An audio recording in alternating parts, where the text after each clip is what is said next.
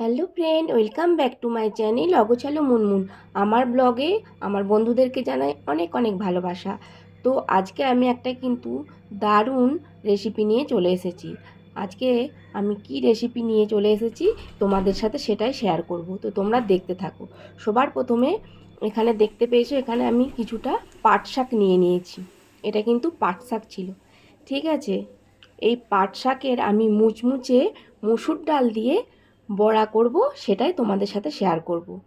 এখানে পাট শাকটা ভালো করে কুচিয়ে নিয়েছি, নিয়ে ধুয়ে নিয়েছি, দেখতেই পেয়েছো। আর এখানে মুসুর ডাল আমি ভিজিয়ে রেখেছিলাম, দেখো ভালো করে ধুয়ে নিয়েছি। তো সবার প্রথমে আমি মুসুর ডালটা ভালো করে পেস্ট করে নেব। তো দেখতেই পেয়েছো, এই মুসুর ডালটা ভালো করে আমি পেস্ট করে নিয়েছি। আর এই পাট শাক দিয়ে মুসুর দারুণ কিন্তু খেতে লাগে। তো আমি এই মসুর ডালটার মধ্যে আমি কিন্তু প্রথমে রসুন কুচিয়ে দিয়েছি, তারপরে পেঁয়াজ কুচানো দিলাম। তো দেখতে পাচ্ছ রসুন আর পেঁয়াজ দিয়ে দিয়েছি। এবার আমি অল্প পরিমাণে বেসন দিয়ে দিচ্ছি।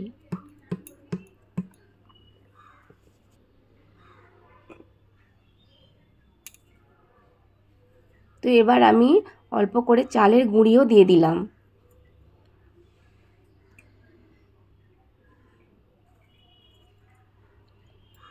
দেখতে পেলে চালের গুঁড়ি দিলাম, বেসন দিলাম, রসুন দিলাম, পেঁয়াজ দিলাম, আর অল্প করে খাবার সোডাও দিয়ে দিয়েছি। আর এখানে শাকটা তো আগেই দেখেছিলে, আমি ধুয়ে ভালো করে কুচিয়ে রেখেছিলাম। তো এবার শাকটা দিয়ে ভালো করে আমি কিন্তু মেখে নেব। আর এরকমভাবে সবাইকে বলবো, একবার পাট শাকের এরকমভাবে মসুর ডালের বড়া কিন্তু করে খেয়ে দেখো, দারুণ হয়, কিন্তু দারুণ টেস্ট হয়। ভালো করে আমি মাখিয়ে নিয়েছি, দেখতেই পেয়েছো। এখানে ভালো করে কিন্তু আমি মেখে নিয়েছি। এবার আমি কড়াইয়ের মধ্যে সর্ষের তেল দিয়ে দেব। দেখো কিছুটা পরিমাণ মতন সর্ষের তেল দিয়ে দিলাম, তেলটা হয়েও গেছে। এবার আমি একটা একটা করে কিন্তু বড়াগুলো কিন্তু ভেজে নেব।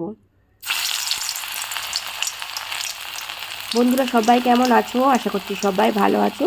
আর আমার ভিডিওগুলো কেমন লাগে অবশ্যই কমেন্ট করে জানিও। আর সকল বন্ধুদেরকে বলবো, এই রেসিপিটা এইভাবে যদি একবার বানিয়ে খাও তো বারবার তোমাদেরকে কিন্তু খেতে ইচ্ছা করবে। যারা না পাট শাক খাও, এমনিতে মসুর ডাল দিয়ে এইভাবে বড়া করে খেয়ে দেখো, তো দেখবে দারুণ লাগে কিন্তু খেতে। যে তখন বলো যে হ্যাঁ এইভাবে বানিয়ে খেয়েছি বলে খুব সুন্দর কিন্তু লেগেছে, দারুণ লাগে, দারুণ কি বলবো আর। তো এক পিঠটা হয়ে গেছে, আমি ভালো করে কিন্তু উল্টে দিচ্ছি। আর গ্যাসটা কিন্তু সিমেতেই রাখতে হবে, যাতে ভেতরটা হয়ে যায়। তো দেখো আমি একটু করে চেপটে নিচ্ছি খুন্তির সাহায্যে, কারণ ভেতরটা যাতে হয়ে যায়। সত্যি বলছি, যারা না পাট শাক খাও এইভাবে একবার বড়া বানিয়ে দেখো মুসুর ডাল দিয়ে, দারুণ খেতে লাগে কিন্তু। এটা গরম ভাতের সাথেও খেতে ভালো লাগবে, আর মুড়ির সাথেও কিন্তু খেতে ভালো লাগে, যে কোনো চায়ের সাথেও খেতে ভালো লাগবে। আর আমার নতুন বন্ধু যারা থাকবে, অবশ্যই যদি ভিডিও ভালো লাগে লাইক, কমেন্ট, শেয়ার, সাবস্ক্রাইব করে দিও। আর বন্ধুরা আমার ভিডিও যদি ভালো লাগে অবশ্যই একটা করে হাইপ করে দিও। তো দেখতে পাচ্ছ একদিকটা তো আমি উল্টে নিয়েছি, নিয়ে ভালো করে আমি কিন্তু ভেজে নিচ্ছি। তো দেখো অনেকটা কিন্তু ভাজা হয়েই গেছে।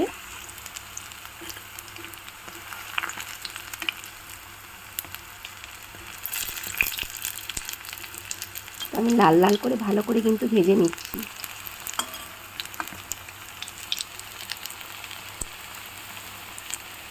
এবার কিন্তু বড়াগুলো একদম পুরো রেডি হয়ে গেছে, তো আমি তুলে নিলাম। আরও কিছুটা রয়ে গেছিলো, তো সেটাও আমি কিন্তু একইভাবে ভেজে নিচ্ছি। আর এর মধ্যে যদি লঙ্কা দাও তো আরও বেশি কিন্তু ভালো লাগবে। আমি কিন্তু লঙ্কা দিইনি, কেউ গোলমরিচের গুঁড়োও দিতে পারো কিন্তু।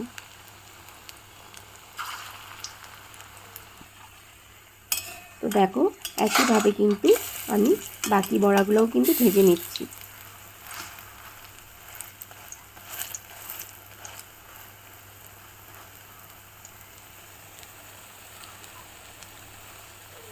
যারা না শাক খেতে ভালোবাসো বা পাট শাক খেতে অনেকেই হয়তো ভালোবাসো না, তারা কিন্তু এইভাবে করে দেখো, একদম ছোট বাচ্চা থেকে বড় সবারই কিন্তু খেতে ইচ্ছা করবে।